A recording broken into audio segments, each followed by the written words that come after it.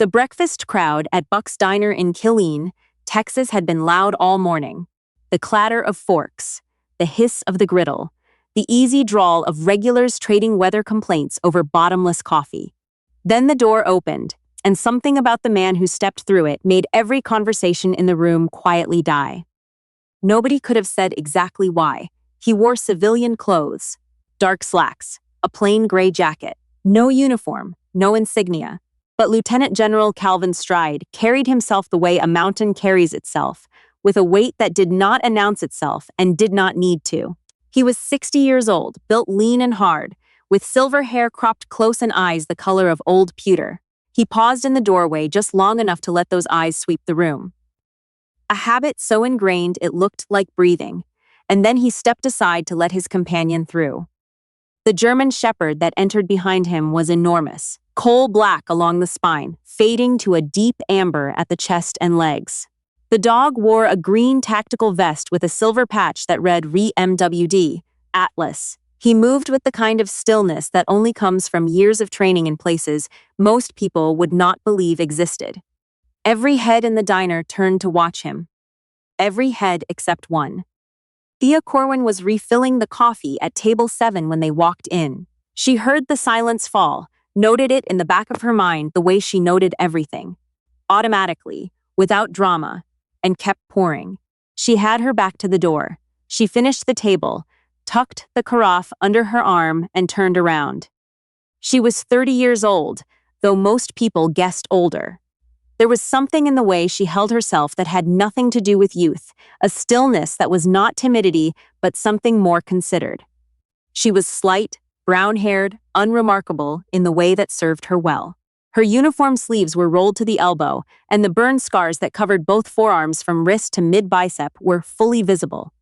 Smooth, reddish-white, shaped like a question the rest of her life never answered out loud. She had stopped trying to hide them 2 years ago. It wasn't worth the effort. She had been at Buck's Diner for 14 months. She showed up on time, she never called in sick, she kept the coffee hot and the checks straight. The owner, a gruff former Marine named Gus Pollard, liked her enough to overlook the fact that she rarely smiled, and once, without any explanation, had dislocated the wrist of a drunk who grabbed her from behind and put him on the floor in under 2 seconds. She'd apologized to Gus afterward. He'd given her a raise. Before Buck's Diner, before Killeen, before the small apartment on Rancière Avenue, with the blackout curtains and the deadbolts she turned 3 times every night, Thea Corwin had been Specialist Thea Corwin, 68 whiskeys, combat medic, attached to the 75th Ranger Regiment. 2 tours, Afghanistan. She did not talk about it. She did not put it on her resume. The only evidence it had ever happened was the scars on her arms and the way her eyes moved when she scanned a room, cataloging exits, assessing bodies, calculating distances with a precision that had no name in civilian life. She had been back for 3 years. She was still figuring out what that meant. Bradford Keene had been sitting at the large corner table for 45 minutes, nursing a single glass of water and conducting what he clearly considered a business meeting with 2 men in matching blazers. He was 53, expensively groomed, possessed of the kind of confidence that comes not from having earned respect, but from having bought it for long enough that the distinction had stopped mattering to him. He owned half of the commercial real estate in the north part of the city and was working, methodically and without apparent conscience, on the other half. He had been watching Thea since she arrived at his table earlier to take his order, and not in any way that was a compliment. "Miss," he said now as she passed behind him, not bothering to turn around. "I'd like to address something." Thea stopped. "What can I get you?" "It's not about the food." He turned then, slowly, the way men do when they want you to feel the deliberateness of their attention. His eyes moved to her arms and lingered there in the particular way that people did when they had decided that staring was acceptable because at least they weren't commenting. Then he decided commenting was acceptable too. "I've spoken to the owner of this property about some concerns I have," he said. "As a regular patron and a significant investor in this corridor, I think I have a stake in the dining experience here." He gestured vaguely toward her forearms. Something like that can be off-putting for customers. It affects the atmosphere of the establishment. The two men in blazers studied the table. The couple at the next booth went very still. Thea looked at Bradford Keene for 3 full seconds. She had a particular gift for silence. The kind that does not feel empty but full, loaded, deliberate. "I'll let Gus know you want a refill," she said, and began to move away. "I'm not finished." His voice sharpened. "I've had a conversation with Mr. Pollard about the image of this place. If it's going to continue operating, certain standards need to be met." He glanced again at her arms. "You might consider long sleeves, or a different line of work, something in the back, perhaps." The diner had gone completely quiet. Thea's jaw set. She did not flush, did not blink, did not raise her voice, but her right hand moved, almost imperceptibly, to the pen tucked behind her ear, not to take an order, just to have something to hold on to. She was still holding it when the front door opened. Atlas entered first, which was unusual. Normally, the dog never moved ahead of his handler. But the moment the door swung wide, the German Shepherd's nose lifted. His enormous black head swept toward the counter, toward the waitress station, toward the small woman standing in the middle of the diner with a pen in her hand and her chin up and her scarred arms bare in the morning light. Atlas took 2 steps forward, then he stopped and let out a sound that no one in Buck's diner had ever heard from an animal that size. A low, keening whine, almost human in its quality. Not aggression, not alarm. Something that had no good word in English. Calvin Stride stopped walking. His hand dropped to the dog's vest. "Atlas, heel." His voice was quiet and absolute. Atlas did not heel. The dog moved forward again, slowly, his head lowered, his ears flat against his skull.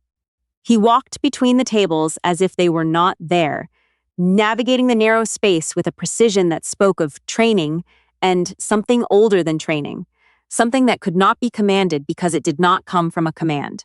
He stopped in front of Thea Corwin and sat down. Then he lifted one massive paw and placed it very gently on her foot. Thea looked down at the dog. The pen slipped from her fingers and hit the floor. Atlas looked up at her, and the sound he made then, soft, rhythmic, almost like words, made 2 women at the counter press their hands to their mouths. His tail moved in slow, careful arcs against the linoleum. Calvin Stride stood in the middle of the diner, and the color had left his face entirely. He had deployed to 3 combat theaters. He had attended 27 funerals for men under his command.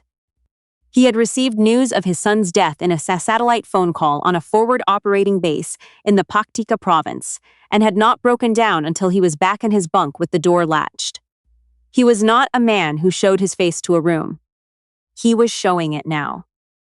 "He doesn't do that," Stride said, to no one in particular. His voice was not steady. "In 11 years, he has never done that with a stranger." Thea crouched down, slowly, until she was at eye level with the dog. Atlas pressed his great head against her chest and did not move. She felt the weight of him, the heat of him, the impossible specific gravity of an animal who had chosen her, and something in her chest cracked quietly open. "Who is this dog?" she asked. Stride came to stand beside Atlas. He did not crouch down. He stood very still and looked at Thea for a long moment, and when he spoke, his voice was as careful as a man diffusing something he could not afford to break. "His name is Atlas," he said. "He belonged to my son." He reached into the inside pocket of his jacket and produced a photograph. A printed image, slightly worn at the corners, the way photographs get when they live in a pocket instead of a frame. He held it out to Thea. She took it with a hand that was not entirely steady. The young man in the photograph was grinning, one arm slung around Atlas's neck, wearing a ranger tab on his shoulder. And the easy confidence of someone who believed, as young soldiers sometimes do, that the worst thing the world could offer was something he was prepared for. He was maybe 26. He had his father's jaw. And the date in the lower right corner of the photograph, the location, the unit designation printed beneath it, hit Thea like a physical blow. The diner, the noise, the smell of coffee and bacon grease, all of it dissolved. What replaced it was wind, dust, the particular quality of Afghan light in late afternoon, gold and pitiless. The crump of a detonation. The sound she had heard in her sleep every night for 3 years, the sound of an IED going off 30 feet from where she was crouched over a wounded ranger. And the heat that came after. The wall of it. The way it took the air out of the world for one whole second. And then her own hands, moving on their own, because her brain had gone somewhere quiet and professional, doing the work they had been trained to do on a young man who was bleeding from 3 places and still conscious enough to ask about his dog. She had held his hand for 40 minutes. She had talked to him about his father. She had kept him alive until the helicopter came. He had died at Bagram. She had learned that 6 weeks later, through a casualty report, a name on a list. She had not known his father's name. She had not known anything except that she had tried, and it had not been enough, and her arms had healed imperfectly, and she had come back to Texas and taken a job at a diner and turned the deadbolt 3 times every night. Kandahar, she said. The word came out barely above a whisper. Kandahar, Calvin Stride confirmed. The photograph shook in Thea's hands. Atlas pressed harder against her, grounding her, 110 pounds of steady animal, insisting that she stay in the present moment, right here, right now, in this diner in Killeen with the morning light coming through the windows. The incident report was classified, Stride said quietly. Jesse was moving sensitive cargo. The entire chain of that convoy was redacted. It took me 2 years and a federal records request processed by Judge Alton Pierce to get the first responder documentation unsealed. His voice had the quality of something that had been held tightly for a very long time and was now, very carefully, being set down. When I finally saw your name, I drove to Killeen that same night. I have been sitting in the parking lot of this diner every morning for 4 days trying to decide how to approach you without terrifying you. Thea wiped her face with the back of her wrist. She became aware slowly that every person in Buck's diner was watching them, and she found that she did not care. Atlas was in the convoy, she said. It was not a question. He was in his transport crate in the vehicle behind Jesse's. He watched the medics work the scene. Stride glanced at the dog, and something in the general's expression shifted. Grief and wonder and an exhausted gratitude, all 3 at once. A dog's nose records the world, not just scent but context, emotion. It doesn't fade the way human memory fades. He has smelled that night on you from the moment we walked through the door. Thea buried her face in Atlas's neck.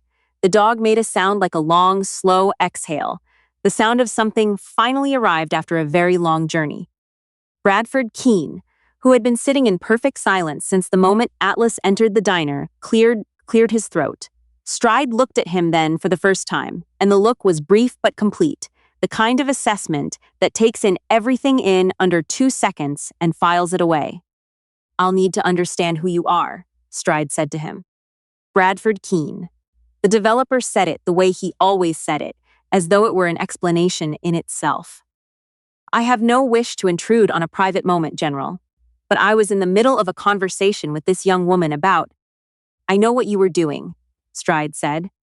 The 2 words were quiet. They were also final. Keene's mouth opened and then closed. Thea stood, straightening up. She kept one hand on Atlas's head. Mr. Keene's conversation is the least of my problems today, she said to Stride. At 2 o'clock this afternoon, the Killeen City Council is holding a final vote to rezone the property on Rancière Avenue, where the Veterans Transition Center operates. Keene's development company submitted the petition. They want the land for a hotel and retail complex. She said it without expression, the way she'd learned to discuss things that mattered too much to let her voice break over. The Transition Center processes discharge paperwork, connects veterans to VA benefits, runs trauma counseling groups. It serves about 400 people a month. If it closes, the next closest facility is in Temple, 40 minutes away. A lot of these veterans don't have cars. Stride was quiet for a moment. When did you first hear about the vote? 3 months ago. I've been going to every council meeting. I submitted written testimony. The union rep at the center contacted the County Veterans Commission. She shook her head. Keene has 2 council members who've taken money from his companies. The vote is 3-2 in his favor before it's even called. There's nothing left to do. She believed that.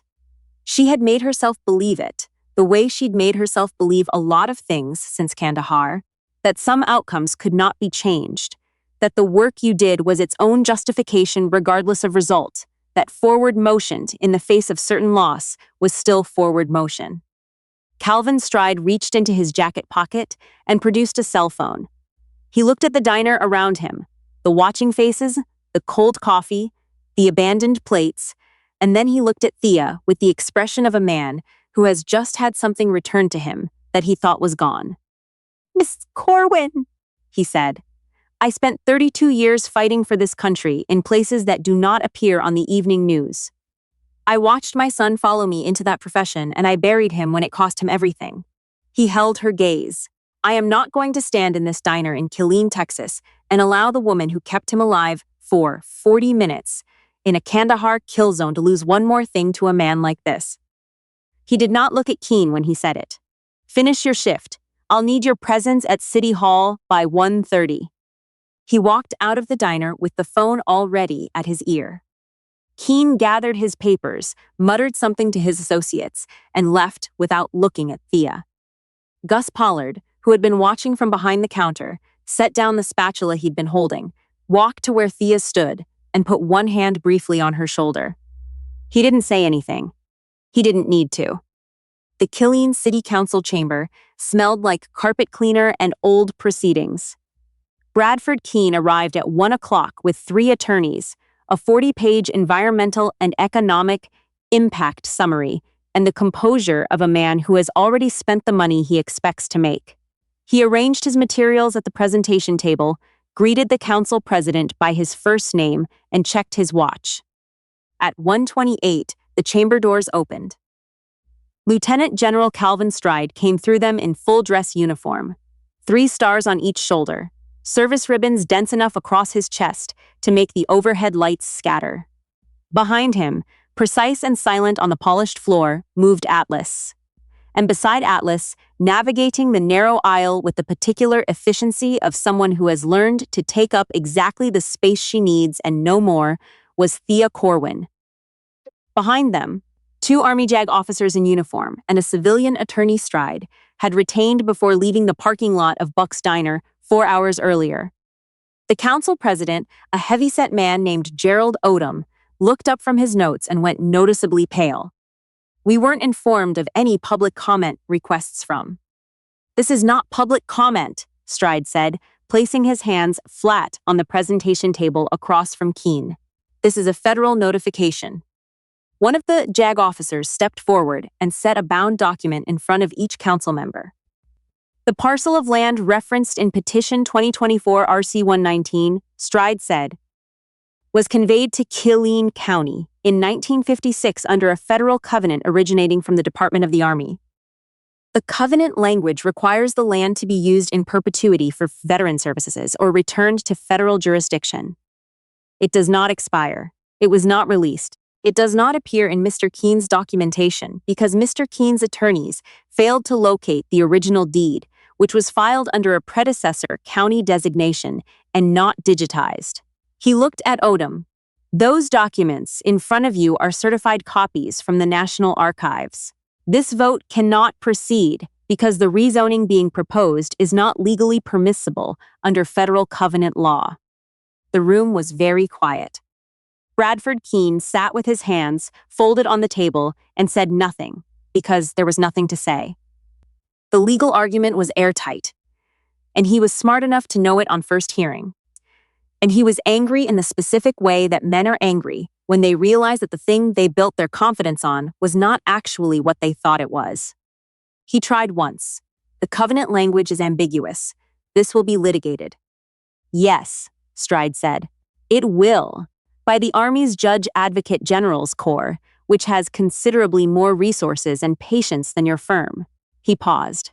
"Additionally, the Department of Defense Inspector General's office opened inquiry this morning into whether Pacific area filings by your company have misrepresented federal land status in previous transactions. That inquiry will take time. During that time, any project dependent on rezoning in this district will be in legal abeyance." He picked up his own copy of the documents and drank without looking at Keene again. You're welcome to stay for the rest of the session, Mr. Keene, but I don't think it will be a productive use of your afternoon. Keene left. He did not take his architectural renderings with him. Stride turned to the council. The formality dropped from his voice. Not entirely, but enough. The Veterans Transition Center on Rancière Avenue is not closing, he said. It is expanding. I have spent the last 4 hours on the telephone. The Army's Wounded Warrior Program is allocating funding to renovate and expand the facility as a regional trauma recovery and career transition hub. Private matching funds have been committed by 3 defense contractors I will not name publicly at this time. Ground improvements will begin in the fall. He paused. The facility will be renamed the Sergeant First Class Jesse Stride Memorial Veterans Center. Thea looked at him. He did not look back at her right away. He was looking at the council, finishing his statement, the general doing what the general did. But when he finally turned, she saw his face clearly, the grief that lived in it permanently. And something newer, something that had not been there this morning, a particular kind of peace that comes not from having fixed what was broken, but from having found where the pieces went. He crossed the chamber to where she was sitting, and he crouched down in front of her, so they were eye to eye. A 3-star general kneeling on the floor of a municipal chamber without any apparent awareness that it was remarkable. A facility like this needs someone who understands once what these veterans have been through, he said. Not theoretically, not administratively, someone who has been in the field, who has worked under conditions that cannot be described in a briefing, who knows what it costs and keeps showing up anyway. He held her gaze. I'm offering you the Director of Clinical Operations position. You'd oversee the trauma counseling integration and the medical transition programming. Your nursing certification is current. The rest we can work around. I haven't done clinical work in 3 years, Thea said. I know. I left the Army because I wasn't sure I could go back to any version of that life. I know that too. She looked down at Atlas. The dog was sitting precisely between them, his warm flank pressed against her knee, his dark eyes moving between her and Stride, with an attention that had the quality of language. He chose you this morning, Stride said quietly. He hasn't chosen anyone since Jesse. Dogs don't make that decision for social reasons. They make it because something in them recognizes something in the other person that the rest of the world has missed. He reached into his jacket pocket, and this time what he produced was not a photograph but a folded document. Atlas's transfer of ownership papers, already processed. He had done it that morning before walking into the diner. He had been that certain. He placed the papers in Thea's hands. He's a combat veteran, Stride said. He did 5 deployments. He took a fragment wound in Helmand Province and kept working. He has trained with handlers who became his whole world, and he has watched each of them come home and move on and leave him behind. He stopped, and when he continued, his voice was lower. You are not moving on. You have been standing still for 3 years trying to decide if forward is still an option. I am telling you that it is, and I am telling you that this dog has already decided. Atlas stood up, turned in a slow half circle, and sat down with his full weight leaning against Thea's side. She pressed her eyes shut. 3 years of quiet mornings and dead bolts and rolled-up sleeves and a diner on Rancière Avenue where she could be no one in particular and owe nothing to anyone. All of it, the whole careful structure of her smallness, felt like it was softening, not breaking. Softening, like a joint that had been held rigid for so long that first movement back toward its natural position is almost indistinguishable from pain. All right, she said. Yes. Stride nodded once. He stood and straightened his uniform with the automatic precision of a man who has been straightening uniforms since before Thea was born, and something in the motion was deeply ordinary, deeply human, and she was grateful for it. 14 months later, the Jesse Stride Memorial Veterans Center opened the expanded wing that housed the new trauma recovery program. Thea Corwin stood in the corridor on opening morning, reviewing intake schedules with the center's medical coordinator, a retired Army nurse named Val Oduya, who had joined the staff in February. The hallways were bright and smelled of fresh paint. Through the windows, the Texas sky was a clean, hard blue. Atlas walked beside Thea through every room of the tour. He wore a green service vest now, a different one, custom-fitted, with the center's name on the side. Veterans who came through the doors and saw him would stop, and something in their faces would shift. The particular shift that happens when something very tired recognizes something it had given up looking for. Thea had seen it happen dozens of times in 3 months of soft opening operations. It never stopped meaning something. She was not the same person who had worked the breakfast rush at Buck's Diner. She was also, in the ways that mattered, exactly that person. The same hands, the same scars, the same specific quality of attention that had been trained into her in places that did not appear on the evening news. It had not been lost. It had been waiting, the way competence sometimes waits, patient and intact, for the moment it is needed again. She stopped at the end of the corridor, where a framed photograph hung beside the door of the center's main counseling suite. A young soldier grinning with his arm around a German shepherd. Taken at a forward operating base in Kandahar on a Tuesday afternoon 3.5 years ago, the sun just going down behind the mountains. Atlas stopped beside her, looked up at the photograph, and then looked up at Thea. She put her hand on his head. "Come on," she said. "We have work to do."